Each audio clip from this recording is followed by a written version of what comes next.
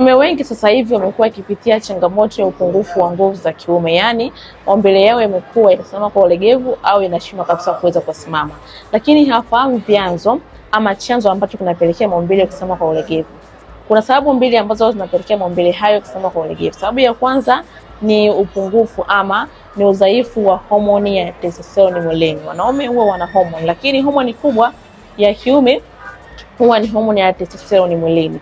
Homoni hiyo ndio inafanya kazi kwenye mwili wa mwanaume na kupelekea maumbile yasimame vizuri, lakini ikitokea hiyo homoni imeathirika na haifanyi kazi vizuri, inapelekea maumbile yako yanashindwa kabisa kuweza kusimama vizuri.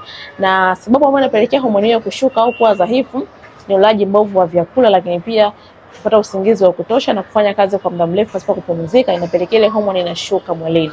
Lakini pia ni ufanyaji wa masturbation. Mwanaume ambaye anafanya masturbation mara kwa mara ama amezoea ama alishawahi kufanya masturbation, huwa inapelekea pia kwenda kuathiri ile mishipa yake ya uume, inakuwa haifanyi kazi vizuri, inakuwa damu haipiti vizuri kwenye mishipa ya uume, mwisho wa siku mbele yake pia yanasimama kwa ulegevu. Ukiwa basi ni mmoja kati ya wanaume hao ambao wanapitia changamoto ya maumbile kusimama kwa ulegevu, chukua namba yangu ya simu nitafute ili kupatia suluhisho la kudumu kuweza kuondokana na changamoto yako, ili sasa wewe pia uweze kufurahia vizuri tendo la ndoa.